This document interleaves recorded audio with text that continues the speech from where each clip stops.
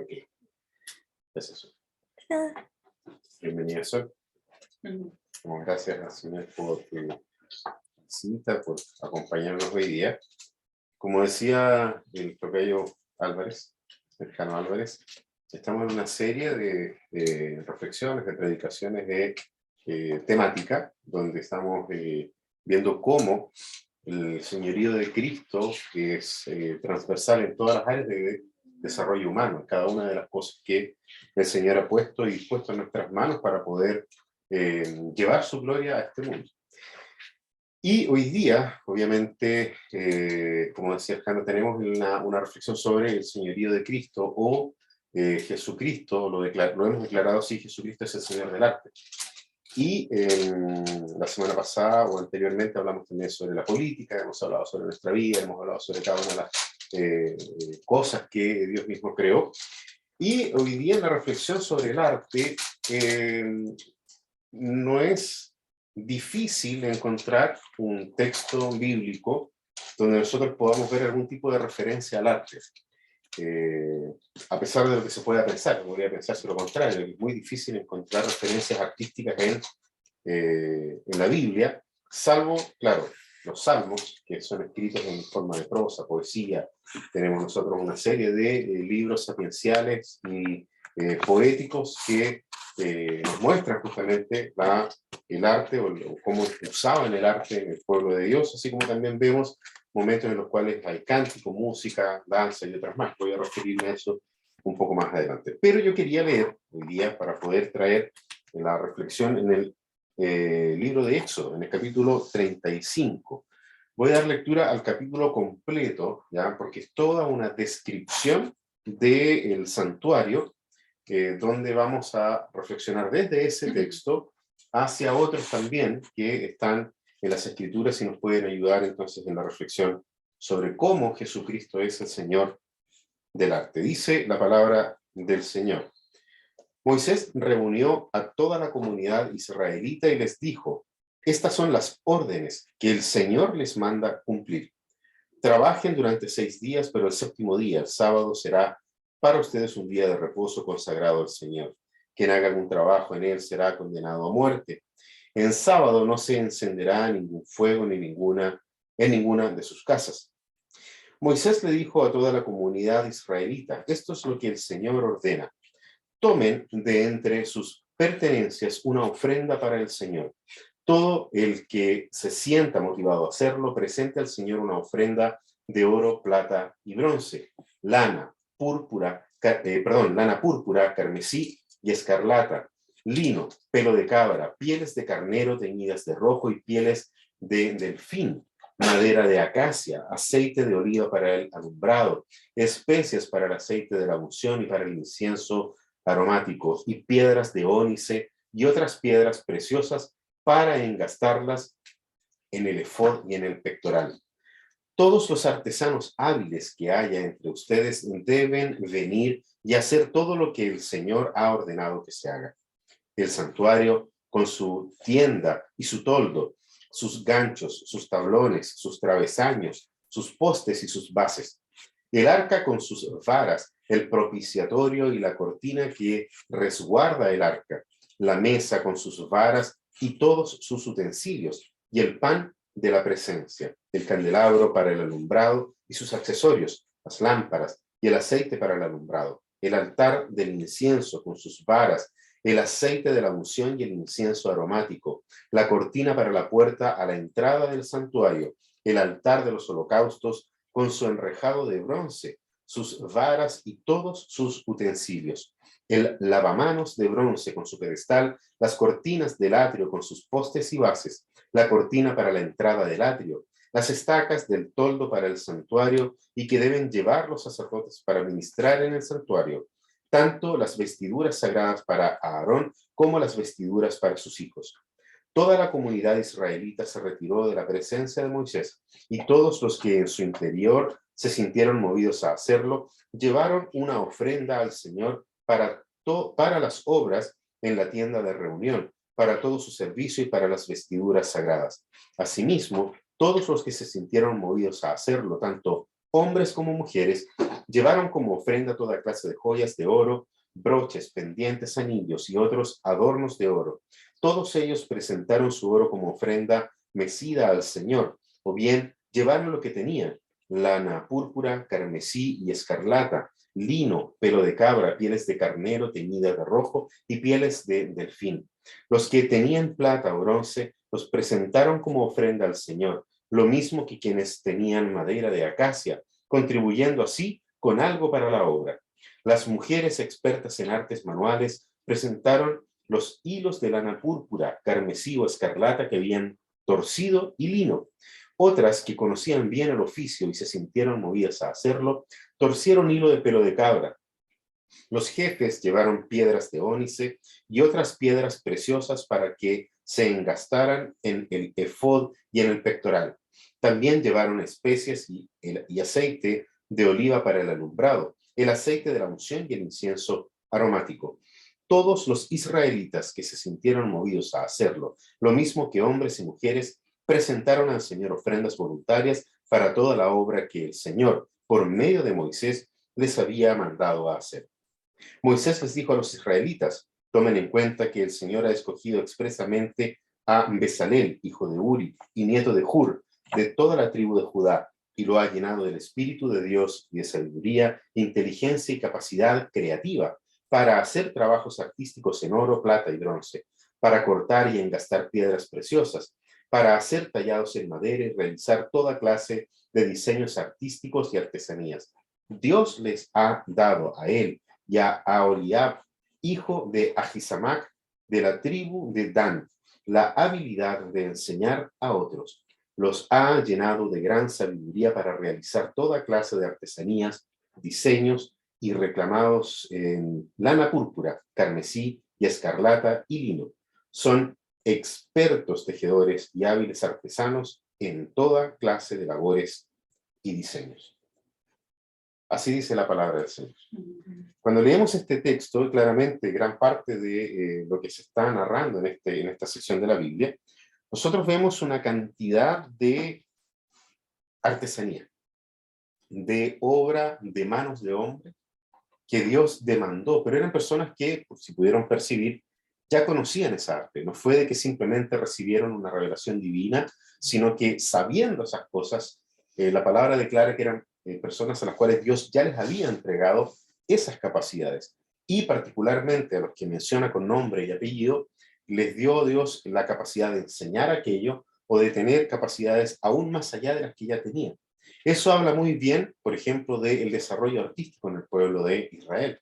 Se ven joyas, ¿cierto?, que son llevadas como ofrenda al Señor, y una serie de otras cosas que llaman la atención, como hilaban las pieles, como hilaban el pelo de algunos animales, y permitía eso entonces tener una serie de materias primas que ayudaban a poder generar obras de arte, ¿ya? Artesanías y algunos aspectos decorativos, algunos que tenían aspectos funcionales, claramente, pero lo interesante de este texto en particular es que justamente Dios demanda estas cosas. Al principio del texto nosotros vimos que comienza, ¿cierto?, con esta repetición de un mandamiento del Señor, ¿cierto?, el tema de trabajarás durante 6 días y el séptimo día tú vas a descansar, porque es el día del Señor. Y es muy interesante porque delante de la demanda posterior que tenía que ver con toda la construcción del templo, todos los utensilios del templo, el pueblo podría haber tenido incluso la excusa de haber dicho: no, hay que terminar esto porque es para el Señor, y entonces vamos a trabajar de lunes a lunes. Sin embargo, Dios parte su demanda a su pueblo de los materiales para el santuario, la recolección y todo lo que eso iba a significar, recordándoles que a pesar de que estaban involucrados en una obra, si pudiéramos decirlo hoy en día, divina, una obra que sea sacra, no tenían que olvidar el principio fundamental del carácter de Dios y el ser de Dios y los atributos de Dios. Y eso incluía guardar el día de reposo, aunque pudieran estar involucrados en la más maravillosa obra que el pueblo había podido recibir en ese momento. Eso es muy interesante y vamos a ver algunas cosas sobre eso en lo sucesivo. Ahora, cuando comenzamos a plantear al principio, ¿ya?, todos los aspectos que tenían que ver con esta serie sobre Jesucristo es el Señor de todas las cosas, ¿ya? Jesucristo es el Señor, como declaración, decíamos que la sola declaración, Jesucristo es el Señor, ¿ya? Cuando hablábamos de Cristo como el Kyrios, ¿ya? Era una manifestación contracultural en el momento en el que el pueblo de Israel estaba en Roma. Era una expresión contracultural porque el Kyrios, el Señor, era César. Él era el Señor de todas las cosas. Entonces, declarar que Jesucristo era el Señor, claramente era un aspecto o era una declaración totalmente contracultural. Y cuando eso era aplicado a todas las cosas de manera literal, claramente había entonces una doble declaración contracultural.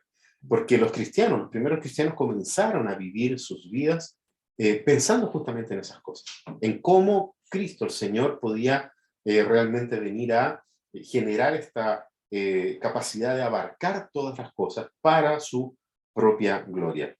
El pastor y pensador cristiano Francis Schaeffer, junto con su esposa Edith, ¿cierto?, fundaron en el año 55 la comunidad L'Abri, 1955, ¿ya? Escribió un libro llamado Arte y Biblia, o El arte y la Biblia. Y en ese libro él comienza haciendo la siguiente pregunta, y es una pregunta crucial. Él pregunta lo siguiente, dice, ¿cuál es el lugar del arte en la vida cristiana? Y la pregunta que hace Francis Schaeffer, que escribió el libro el año 84, sigue siendo exactamente la misma que podemos hacernos nosotros hoy en día.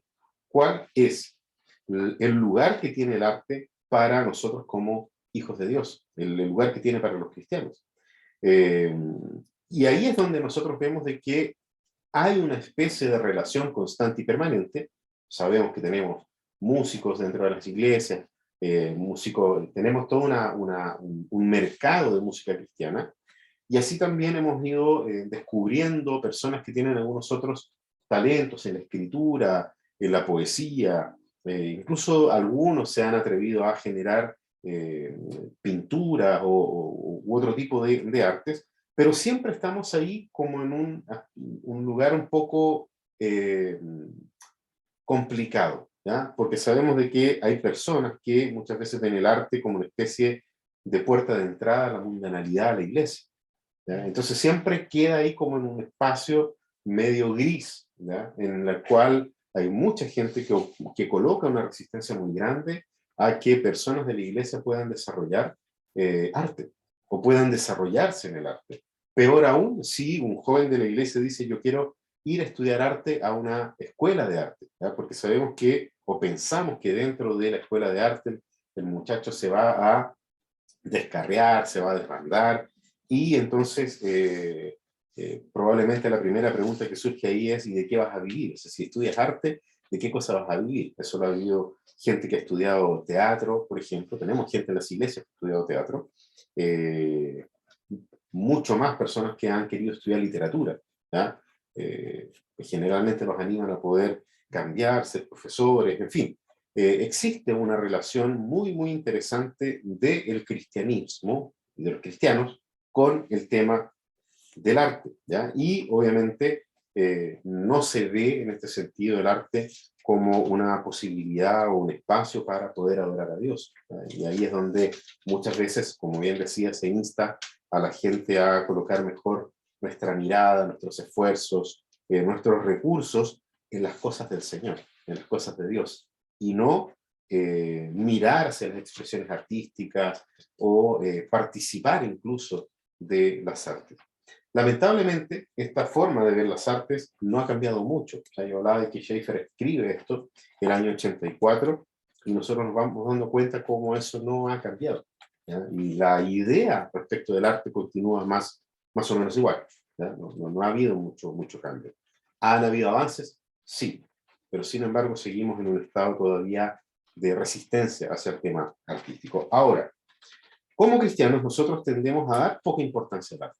Eso ya es otra cosa, es un asunto más personal, ¿sí? Si bien es cierto, podemos tener en nuestra casa una serie de elementos decorativos, eh, no llega al punto de poder decir que son elementos para poder admirar el arte, ¿ya? Para poder tener una obra de arte o poder simplemente decir, esta obra de arte está aquí por belleza, más que un aspecto simplemente funcional, ¿ya? Somos más en ese sentido inclinados hacia ver en los elementos, ¿ya?, culturales, como diría Nicanor, los elementos culturales, ¿sí?, como un tema más funcional, ¿ya?, si sirve para algo realmente lo que tenemos. Ahora, y eso ocurre justamente por considerar de que hay otros aspectos, y esto por norma general, ¿ya?, se tiende a pensar de que existen otros aspectos en la vida humana que son más importantes, como por ejemplo el alma, ¿ya? Ahí nosotros tenemos una buena manera de poder comenzar a responder a la pregunta que hace Francis Schaeffer. Ahora, el problema con esta forma de pensar, de que existen otras cosas que son más importantes, eh, es que justamente llega a ser contradictorio con nuestra declaración de que Jesucristo es el Señor de todas las cosas, o con el señorío de Cristo. ¿Por qué? Porque de una u otra forma estamos limitando el señorío de Cristo al arte.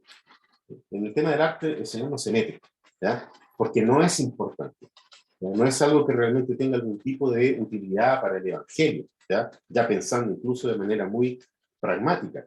Entonces, esa declaración de que Jesucristo es el Señor de todas las cosas, ya, sobre toda la vida humana, sobre toda, o la totalidad del ser humano, como lo hemos dicho en las predicaciones anteriores, eh, significa también de que no existen áreas platónicas en la vida cristiana, o no deberían existir, ¿ya?, áreas platónicas, ¿ya?, en donde estas cosas son malas y yo mejor me concentro en las cosas que son buenas. Así como tampoco cuando declaramos que Jesucristo es el Señor de todas estas cosas, tampoco existe posibilidad para jerarquías dentro de lo que pudiera ser una división entre cuerpo y alma. No existen dicotomías cuando nosotros declaramos que Jesucristo es el Señor. Entonces, pensamos de la siguiente forma, y eso es lo que hemos venido desarrollando hasta aquí, hasta este momento, en esta serie de predicaciones.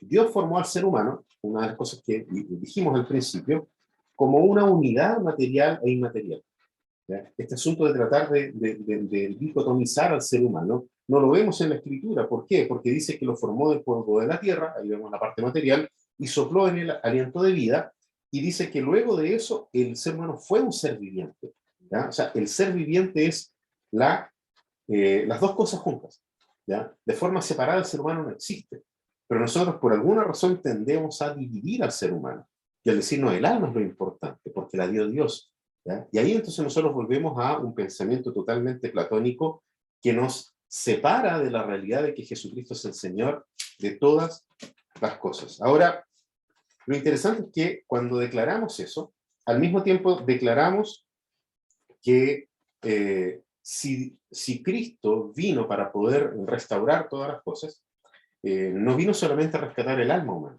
sino que vino a rescatar la integralidad del ser humano, el ser humano por completo. ¿Y eso cómo nosotros lo podemos saber? Porque Cristo resucitó con un cuerpo físico, ¿ya?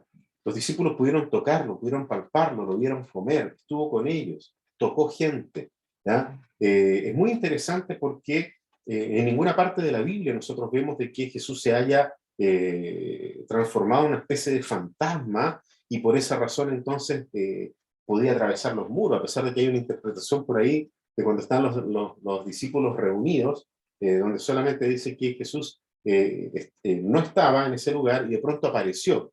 Es muy interesante porque no dice que apareció de una manera inmaterial.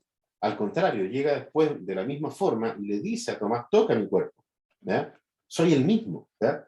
Nadie se preocupó, yo creo que ni en el texto, tampoco fue motivo de preocupación para Juan que escribe esa parte, de que Jesús haya entrado por la puerta, ¿ya? Nunca nadie se puso a pensar si Jesús llegó y entró, ¿ya? ¿Por qué? Porque tenía esa facultad de entrar, era la casa de uno de los que siempre visitaba, era alguien común para ellos, conocía la puerta de entrada y la puerta de salida de la casa, ¿ya? Pero jamás dice eso la Biblia, no dice que él entró de una forma inmaterial. Y nosotros vemos de que caminó con gente camino de Maús y que la palabra dice que ascendió a los cielos y dicen las personas que llegaron a decirle a los discípulos, de la misma forma que ustedes lo vieron irse, él va a regresar. El credo apostólico, ¿ya?, que nosotros recitamos cuando vamos a tomar la cena del Señor como un acto conjunto de declaración de qué cosa realmente es lo que creemos como hijos de Dios, dice que Jesucristo está sentado a la derecha de Dios Padre Todopoderoso. Y ese estar sentado a la diestra de Dios Padre Todopoderoso, Cristo está sentado a la derecha de Dios Padre Todopoderoso con un cuerpo glorificado, con el cuerpo que nosotros también vamos a tener. Y la palabra dice de que el hecho de que Cristo esté con un cuerpo glorificado, cuerpo físico, real, glorificado, sentado a la derecha de Dios, es nuestra garantía de que Él va a regresar de la misma forma y va a glorificar nuestros cuerpos. Entonces no es algo simplemente para decir, ah, sí, está sentado con un aspecto simbólico. No, es real. Él ascendió a los cielos con un cuerpo y entonces nosotros ya tenemos que comenzar a abandonar esta idea platónica de decir el cuerpo es malo y solamente el alma es buena. ¿Ya? Y es interesante, ¿por qué? Porque cuando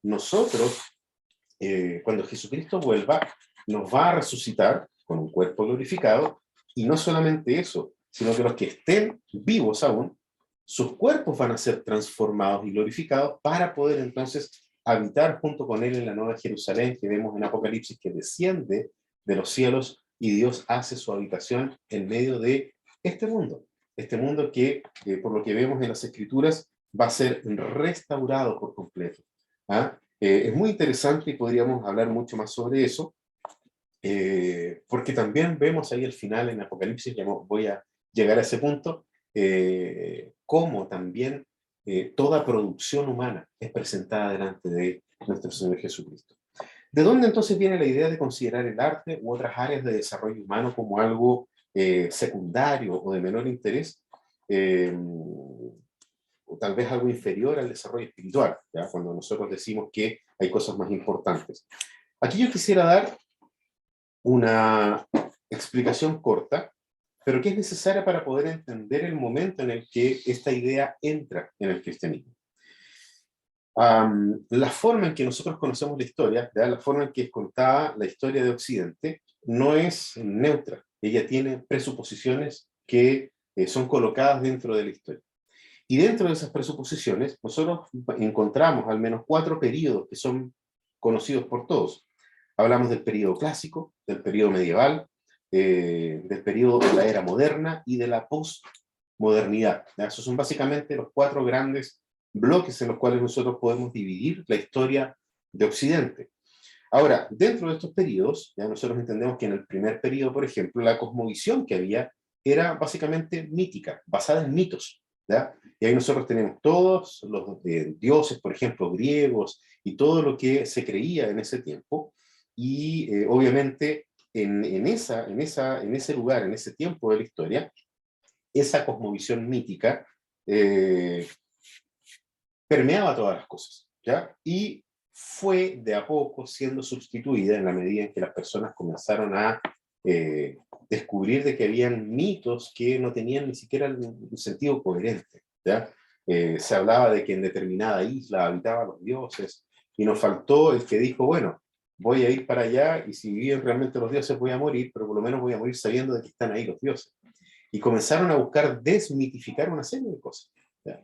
Y eso comienza, digamos, a tener una trascendencia a la razón, ¿ya? Las cosas tienen que tener una explicación, ¿ya? Hubo gente que estuvo muy motivada por eso. Entonces ahí aparecen nombres como Tales de Mileto, aparecen nombres como Anaximandro, Anaxímenes, Sócrates, Platón, Aristóteles, y otros más que en la historia fueron justamente pensando de que debería haber algo más, no todo podía ser simplemente un mito. Lo interesante es que como ellos querían descubrir el orden de la verdad universal, cuál era la verdad única, ¿ya?, que existía, lo hicieron sin tener ningún tipo de acceso a la palabra de Dios, sin tener algún tipo de acceso a el conocimiento de Dios, o que al menos Dios había revelado en las Escrituras cómo podía llegarse al conocimiento de la verdad. Ninguno de ellos entendió de que había un Dios único que había dado un buen orden creacional a todas las cosas y que podía ser discernido a través de lo que la misma palabra define como el temor del Señor, como el temor del Señor. Ese racionalismo que existía en ese momento pasó entonces a permear el desarrollo cultural y social de ese tiempo. Y es ahí entonces donde nosotros comenzamos a ver que llega esa forma de pensar hasta el Imperio Romano, y dentro del Imperio Romano, sobre todo ahí en el primer siglo, que había ya sido forjado y moldeado por el humanismo de ese tiempo, por el racionalismo de ese tiempo, por el secularismo de ese tiempo, el naturalismo de ese periodo, esta cosmovisión griega, pagana, que nosotros hemos leído en los libros de historia y en otros lugares, películas se han hecho sobre eso, es en ese espacio del tiempo que entra Jesús de Nazaret. Es en ese lugar en donde Jesús nace, con esas presuposiciones, con toda esa cosmovisión. Es allí donde llega Jesús. El pueblo de Israel, incluso, el pueblo de Dios, había sido ya también bastante permeado por esas ideas.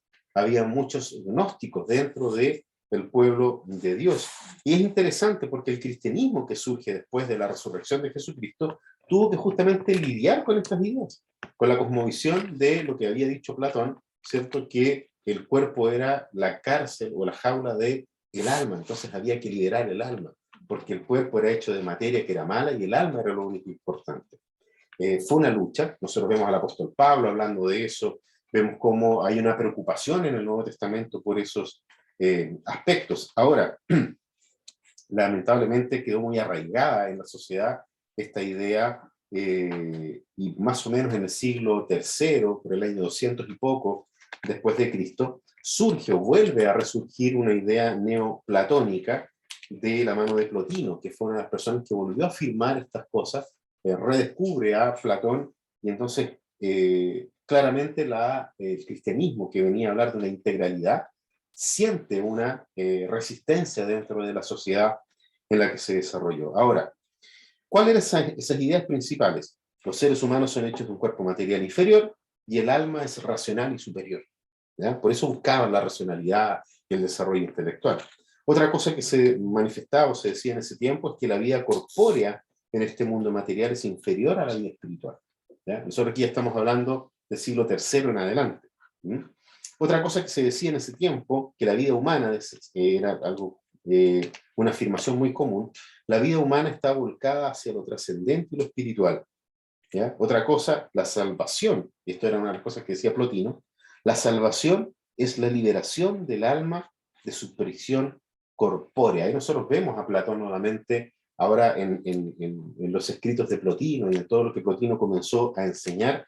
Estamos hablando casi 3 siglos después del cristianismo. ¿Ya? Entonces todas estas ideas, como nosotros sabemos, se fueron mezclando con el cristianismo de ese tiempo. Existe un anhelo humanista por detrás, claramente, y es el humanismo primitivo, ¿ya? Presocrático, ¿sí? Cuando nosotros comenzamos a ver el desarrollo intelectual para tratar de explicar y decir aquí las cosas no pueden ser todo un mito. Ese anhelo humanista, ¿ya? De poder subir a una esfera superior, que es invisible, que es espiritual, obviamente influyó al periodo medieval. ¿Ya? Se traspasó de una era a otra. Ahora, a pesar de que los primeros cristianos no aceptaron las ideas neoplatónicas, sino que declararon que el cristianismo era lo que le daba verdadero sentido al mundo, obviamente a la historia, a la vida humana, y en fin, todo lo que el cristianismo declara hasta el día de hoy, porque está en las escrituras. En el periodo medieval sí se generó una especie de diálogo más profundo con las ideas que había desde otras vertientes. ¿Ya? Y en ese sentido, nosotros vemos, por ejemplo, que existe en el periodo medieval una especie de síntesis de ambas ideas. Nosotros vemos, por ejemplo, en el caso de Agustín de Hipona, ¿ya? Como Agustín dice que, o él defiende, ¿cierto?, la virtud, habiendo sido un neoplatónico, Agustín defiende ahora la virtud de la creación, o sea que, digamos, las cosas materiales no son malas, esa era un poco la idea de Agustín. Entendió que el pecado era una rebelión en contra de Dios, ¿ya? Porque hasta ese momento mucha gente decía, no, eso es por culpa de la materia es mala, entonces me hace pecar. ¿Ya? Esa era un poco la idea que había en el entorno. El cristianismo decía otra cosa. ¿Ya? Y eso fue una especie de síntesis a la que se llegó. Pero lo entendió hasta cierto punto. ¿Ya? Lo entendió hasta cierto punto. Y obviamente la redención, o hablar de redención humana, y que realmente el ser humano necesita ser restaurado por completo, la vida humana necesita ser restaurada por completo, terminó una especie de oposición a esta idea de una fuga hacia el mundo espiritual. Y eso nosotros lo vemos reflejado, entre otras cosas, en la arquitectura medieval, ¿ya? Cuando uno entra a un templo medieval, estas largas columnas que nos obligan a mirar hacia lo trascendente, hacia arriba, hacia Dios, ¿ya? Y a que ojalá el alma escape hacia Dios. Esa idea se mantuvo, no se logró quebrar esa idea. Entonces, aunque parezca irrisorio, ¿ya? Las personas sintieron que la vida en este mundo no merecía ser vivida. Entonces había mucha gente que se dio muchas veces al tema de practicar el ocio, ¿ya? Disfrazado de una vida espiritual, ¿ya? Fue muy interesante los fenómenos que se fueron generando en ese periodo de la historia. ¿Por qué? ¿Cuál era el interés de las personas? Buscar las cosas de arriba. E incluso buscaban textos bíblicos que, si los sacamos de su contexto, apoyaban esas ideas, ¿ya? Busquen las cosas de arriba. Ah, listo, aquí está. Entonces nosotros nos vamos a dedicar solamente a buscar las cosas de arriba y lo de aquí no importa, ¿ya? Entonces fíjense, desde el mundo cristiano inclusive se generó un distanciamiento de todas las cosas materiales, humanas, de lo que el ser humano puede desarrollar. El elemento vertical, esta búsqueda por la trascendencia, la negación del mundo, que fue muy característico de la alta Edad Media, fue acompañado, por otro lado, de un interés creciente en las cosas de este mundo por parte de la gente que miraba con cierta distancia al cristianismo, a pesar de que el mundo hasta ese momento, Europa en ese momento, era cristiana o era cristianizada, pero había mucha gente que tenía dudas, que tenía interrogantes frente a eso. Entonces esas personas, como veían que nadie se hacía cargo del desarrollo de estas otras cosas, las cosas humanas, comenzaron a desarrollar una experticia en esas áreas, ¿ya? Entonces comenzaron, entre otras cosas, a, entre comillas, perder el cristianismo a las personas que tenían la capacidad, por ejemplo, de desarrollar obras de arte, ¿ya? Artesanía. Esas cosas comenzaron a quedar fuera del mundo cristiano y simplemente eran contratados, porque como eran cosas menores, que las hiciera gente que no estaba preocupada de Dios, ¿ya? Nosotros les mandamos a hacer, ellos hacen y tenemos lo que necesitamos, ¿ya? ¿Por qué? Porque nadie quiere meterse o nadie quiere meter las manos en el barro para poder hacer algún tipo de elemento, ¿ya? Es muy interesante incluso, por ejemplo, cómo, obviamente más adelante en la Edad Media, la Capilla Sixtina, cuando uno mira la creación de Dios, o sea, la creación del hombre, vemos a Dios creando al hombre, estirando el dedo, y por el otro lado, Adán, ¿cierto?, con su mano hacia Dios. Dios está como en una especie de nube, pero si uno lo mira bien es un bulbo raquídeo, ¿ya? Es el cerebro, y lo que busca expresar justamente el autor es que Dios es parte de la ingeniería cerebral del ser humano. Dios no existe, ¿ya? Y queda plasmado en la principal catedral del cristianismo. Ahora, lo que fue ocurriendo después, ¿ya? Nosotros vemos de que se genera, por este tipo de síntesis, una división de todas las cosas a través de lo que se denomina esta división de naturaleza y gracia. La gracia son todas las cosas de arriba y la naturaleza son todas las cosas de abajo, ¿ya? Acá nosotros vemos de que esta síntesis bíblica, que este fue Tomás de Aquino el que buscó hacer esta nueva síntesis, coloca entonces las cosas de la gracia, ¿ya? Aristóteles fue descubierto en ese periodo, ¿ya? Busca generar entonces una línea de pensamiento que pudiera realmente aportar en algo, y fue esta síntesis una influencia hasta el día de hoy, ¿ya? Cuando nosotros miramos nuestra historia, nos damos cuenta de eso. ¿Por qué? La esfera de la gracia, ahí está lo que es superior, lo que es de Dios, ¿ya? En ese lugar nosotros vemos la religión, vemos en ese lugar el alma, lo espiritual, la iglesia, la teología, la vida cristiana, la revelación, todas esas cosas están en el piso superior. Y en el piso inferior, que tiene que ver con lo natural, ahí estaría la materia, lo temporal, ahí está la razón empírica, las leyes naturales, la vida cultural, perdón, la ciencia y otras cosas más. Entonces, en los siglos posteriores, después de esta división, nosotros vemos que el piso inferior, el piso de la naturaleza, se comenzó a distanciar cada vez más del piso superior, ¿ya? Y eso fue el resultado de esta síntesis donde se trató de que la cosmovisión cristiana encajara con la cosmovisión del mundo. Y ahí entonces nosotros vemos, obviamente, cómo hoy en día la mayor parte de la vida humana está separada de la vida divina, si pudiéramos decirlo así. Nosotros vemos que hay un divorcio total entre la naturaleza y la palabra sustentadora de Dios. Entonces, de ahí en adelante, trasciende en el tiempo, y nosotros tenemos hoy en día esa misma forma de pensar. ¿Ya? De ahí que surge esta idea de que el arte obviamente no es parte de las cosas bíblicas. Y es muy interesante porque no fue hasta la Reforma Protestante, donde nosotros vemos a reformadores como Juan Calvino,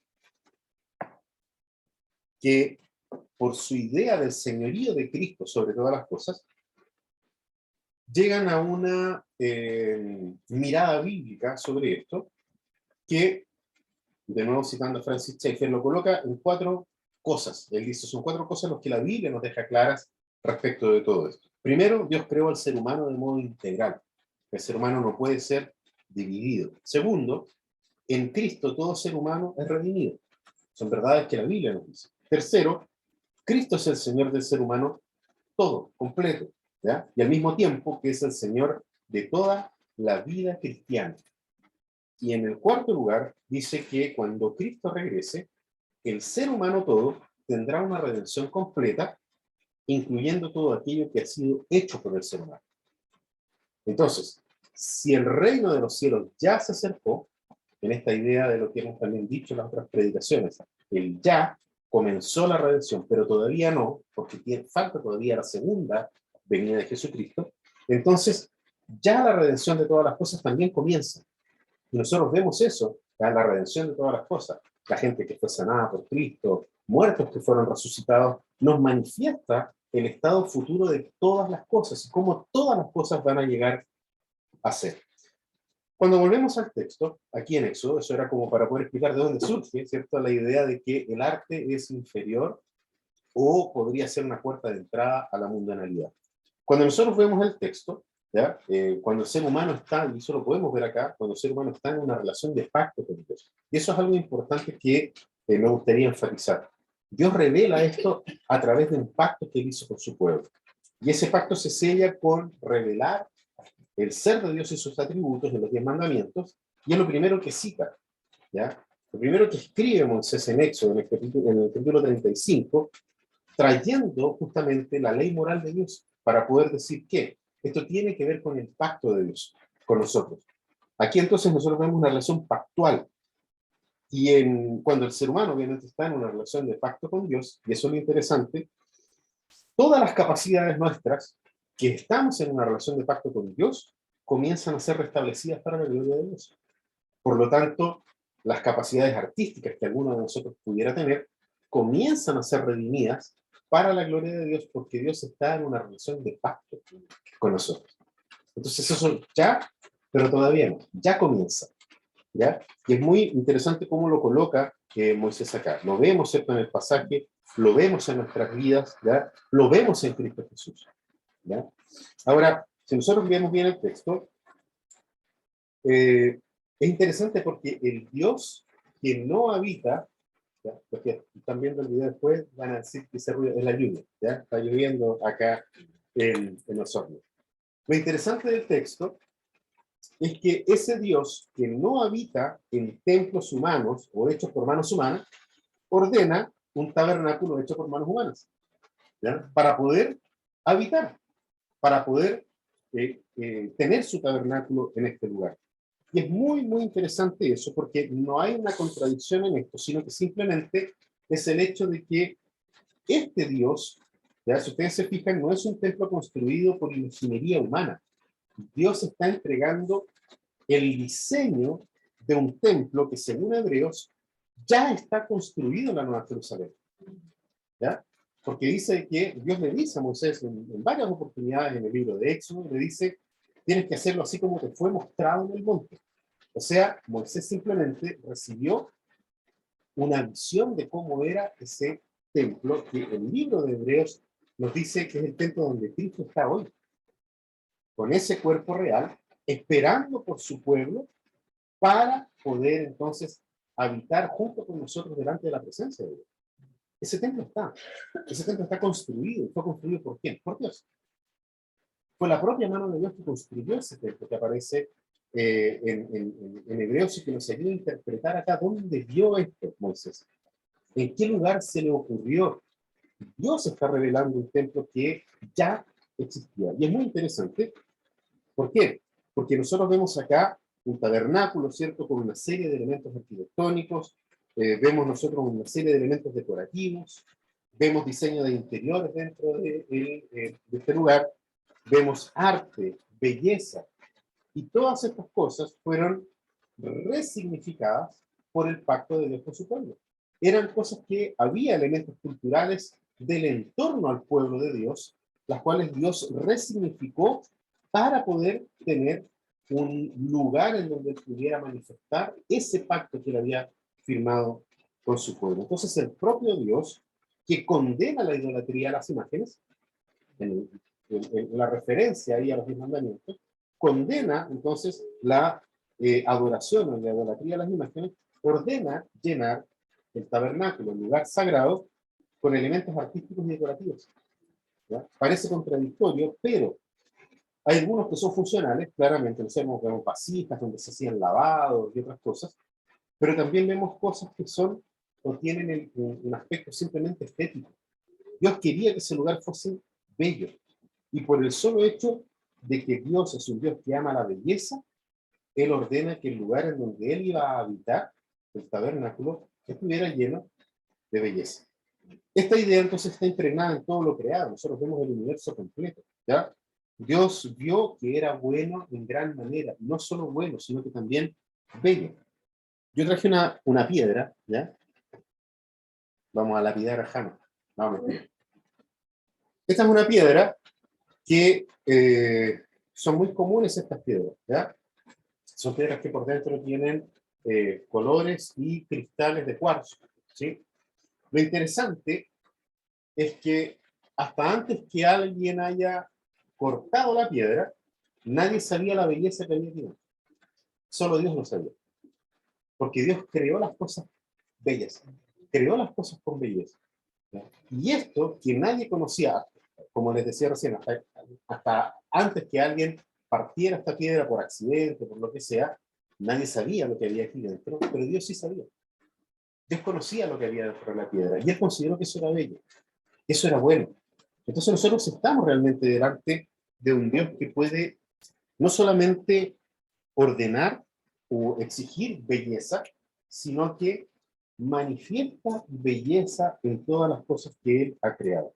Si nosotros comparamos el segundo mandamiento a propósito de que, ok, ya Dios ordena estas cosas, pero Dios también ordenó de no adorar imágenes. Entonces, ¿cómo podemos complementar esas dos cosas? Yo los quiero invitar a que puedan leer conmigo en Levítico capítulo 26. Levítico capítulo 26, versículo 1. Dice así: no se hagan ídolos, ni levanten imágenes ni piedras sagradas. No coloquen en su territorio piedras esculpidas, ni se inclinen ante ellas. Yo soy el Señor, su Dios. Aquí hay una palabra complementaria a lo que Dios reveló en Éxodo capítulo 20.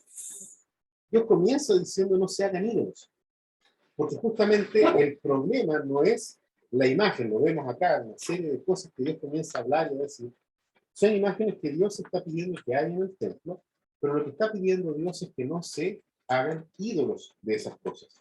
Comprendemos acá entonces que el objetivo de la ley, ¿ya? De la ley de no crearnos imágenes de ninguna cosa que está en los cielos, ni en la tierra, ni debajo de la tierra, tiene justamente la idea de prohibir la adoración, pero no necesariamente la confección de arte figurativo, porque de hecho el santuario está lleno de arte figurativa. Solamente Dios tiene que ser adorado, y ese es el punto, ¿ya? No el arte, ¿sí? Pero no hay una condenación en contra del arte figurativa. De hecho, el propio Jesús comparó, por ejemplo, su crucifixión con una obra de arte figurativa, ¿cierto? Cuando se crea la serpiente de bronce, que es levantada, él dice, así como la serpiente de bronce fue levantada en el desierto, así es necesario que el Hijo del Hombre sea levantado para que todo aquel que lo ve crea en él y pueda ser salvo. Jesucristo está utilizando eso. Claro, alguien podría decir ahí, oye, pero fue Ezequiel el que destruyó esa serpiente de bronce. El tema es por qué la destruyó Ezequiel. Y la destruyó justamente por que se comenzó a ser idolatrada, ¿no? Como un elemento. La gente comenzó a ver salvación fuera de Dios. Comenzó a ver salvación en un elemento creado. Y entonces por eso fue destruido. Ahora es el mismo Ezequiel el que manda a colocar dentro del templo instrumentos musicales y otras obras de arte. Entonces sería una contradicción de Ezequiel, pero el punto no es ese. El punto es que Ezequiel destruye la serpiente de bronce porque se había transformado en un elemento a través del cual el pueblo buscaba salvación. Y la salvación solamente está en el Señor. Aparte del texto que nosotros leímos al principio, el capítulo 35, hay una serie de otros textos en la palabra de Dios en donde nosotros podemos comprender cómo se usa el arte figurativa. Vayan ahí, por favor, rapidito a Éxodo 28. Eso está un poco antes del texto que leímos. 28, versículo 33. Está hablando del pectoral que va a usar el sacerdote. Dice en el versículo 33, en torno al borde inferior del manto pondrás granadas de púrpura, carmesí y escarlata, alternándolas con campanillas de oro. Es muy interesante porque esta vestimenta, por un simple hecho de belleza, tiene estos elementos abajo y además le suma campanita. O sea, es arte sobre arte. ¿Ya? ¿Dónde? En la vestimenta del sacerdote. Vamos ahí a el segundo libro de Crónicas.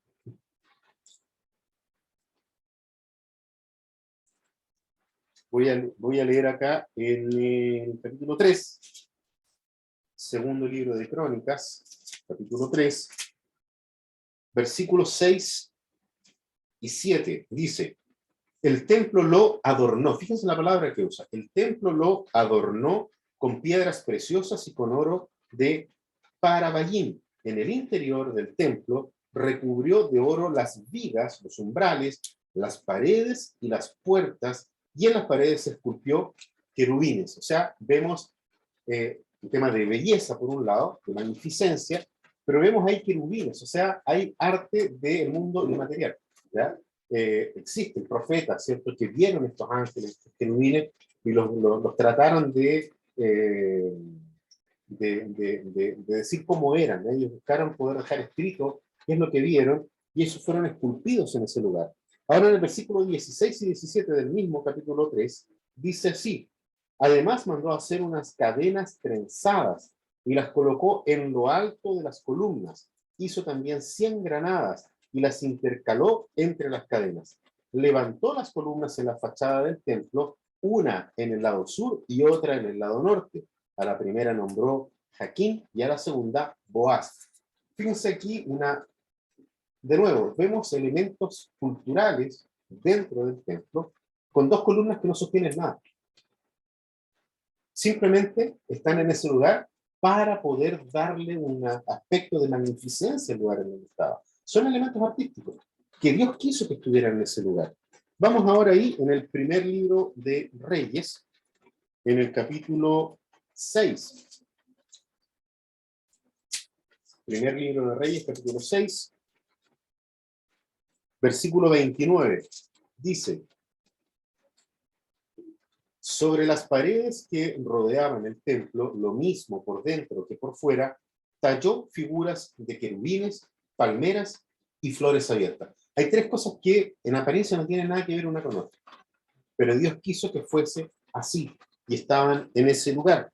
El otro está ahí mismo, en el mismo libro, en el capítulo 7, en el versículo 29. 7:29 dice,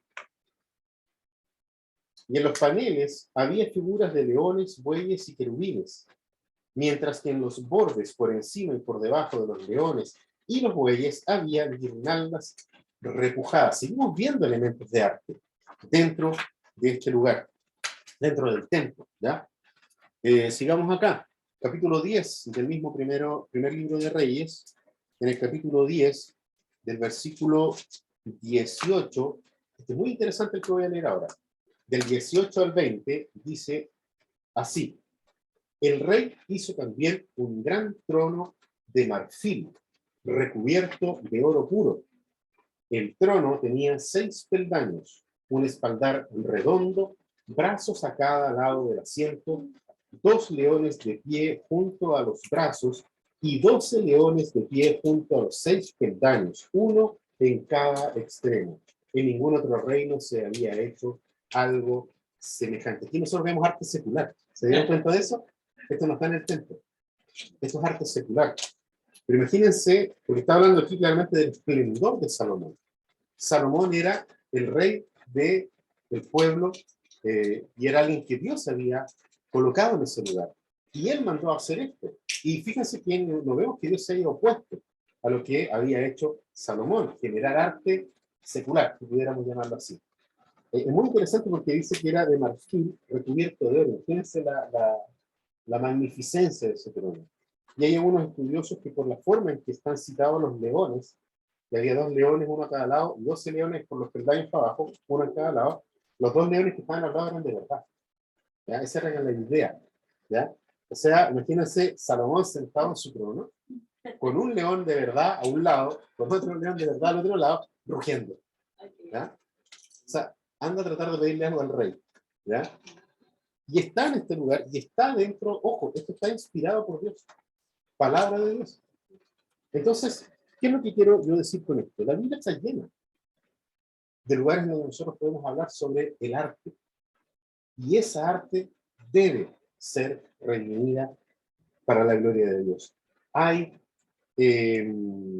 poesía, nosotros vemos libros enteros, ¿cierto? Música, danza, hay obras de teatro, hay en Ezequiel 4, por ejemplo, Dios le dice a Ezequiel que tiene que dibujar en un ladrillo a la ciudad de Jerusalén, y tiene, por más de un año, estuvo dramatizando, ¿ya? Hizo una obra de teatro por más de un año, dramatizando el castigo que iba a llegar sobre él. No lo veía nadie, ¿ya? Pero Dios lo veía, ¿ya? Y él fue obediente. Dios utilizó una herramienta, un elemento cultural. La danza, el teatro, claro, no son elementos cúlticos, ¿ya? Nosotros no vemos eso en la Biblia, excepto la música. La música era parte de los elementos cúlticos, ¿ya? Pero cada vez que la gente que aparece en la Biblia danzaban delante de Dios, no porque danzaban dentro del templo, sino que danzaban delante de Dios con esta idea del corandeo, delante de Dios, constantemente ante la presencia de Dios, ¿ya? Pero cuando David, por ejemplo, entraba al templo, dejaba de danzar, ¿ya? Porque hay elementos diferentes y elementos culturales, artísticos, que se usan en el templo y otros no. Entonces es muy interesante cómo el arte no siempre era funcional, por un lado, lo vimos ahí, ¿ya? Imagínense una tinaja que tenía una cabeza de un león, por otro lado un buey, era simplemente belleza, por el solo hecho de que exista belleza sobre belleza, como vimos ahí en los vestidos y ponle campanitas también, ¿ya? Vemos una serie de cosas que Dios quiso que estuvieran, ¿ya? Ahora, lo interesante es que la Biblia, en esto, y con esto ya estoy terminando, ya nos adelanta de que todas las cosas eran para la gloria de Dios. Si era así en el Antiguo Testamento, en el templo, en el lugar santo, en el lugar santísimo, ciertamente hay un elemento que va a trascender estas cosas y va a llegar a la gloria de Dios, que siempre la Biblia nos dice que toda la gloria plena de Dios está en el Hijo, está en Cristo. Entonces ya de por sí la Biblia manifiesta de que todo arte es para la gloria de Dios en Cristo. Porque si Cristo es la imagen del Dios invisible, y en Cristo nosotros podemos contemplar la gloria de Dios, lo vimos a Él, y vimos la gloria, el esplendor de la gloria de Dios como el único Hijo de Dios. Eso es lo que declara la palabra sobre Jesucristo. Entonces, si el arte figurativa, si el arte que existía en el templo, apuntaban hacia alguna cosa, apuntaban hacia la gloria de Cristo. Porque Cristo es glorioso. Porque el Padre quiso que el Hijo sea glorioso. En Apocalipsis 21, y con esta referencia vamos a cerrar. En Apocalipsis, capítulo 21, nosotros tenemos acá el relato de la Nueva Jerusalén. Y en el versículo 24 dice lo siguiente: las naciones caminarán a la luz de la ciudad, y los reyes de la tierra, fíjense lo que dice acá, le entregarán sus espléndidas riquezas. Hay otras versiones que dicen entregarán su gloria. Entregarán su gloria, ¿a quién? Al Cordero. Van a venir de todas partes del mundo a entregar su gloria, los reyes de este mundo, a entregar su gloria al Cordero. Hermanos queridos, amigos queridos, hasta el día de hoy, la gloria de los reyes de la tierra se manifiesta a través de el esplendor de los palacios, el esplendor de quién tiene la colección de arte más grande, qué país tiene la colección de arte más grande y más importante. En la reunión de la OTAN de estos últimos días, el presidente de Estados Unidos alabó, ¿qué cosa? La grandeza del Palacio Real de España. Y la Biblia dice que toda esa belleza creada por expertos artistas de este mundo va a ser colocado a los pies de Jesucristo. Si eso a nosotros no nos dice de que el arte glorifica a Dios y que el arte es para la gloria del Hijo, entonces estamos leyendo la Biblia de forma equivocada. Porque ciertamente, todos los elementos culturales de este mundo, todos los elementos artísticos de este mundo, van a ser, tarde o temprano, puestos y doblegados a la grandiosidad de la obra de Cristo en la cruz. Por eso podemos afirmar de que Jesucristo es ya el Señor del arte.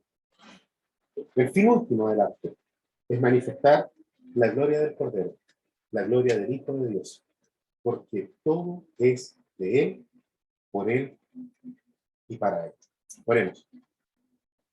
Padre Celestial, te damos las gracias, Señor, porque tu palabra nos muestra que efectivamente todo elemento artístico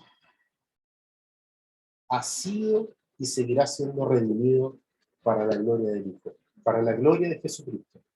Nosotros te rogamos, Señor, que nos des la capacidad de poder disfrutar de la belleza del arte y que alejes de nuestro corazón la intención de idolatría hacia cualquier tipo de elemento artístico.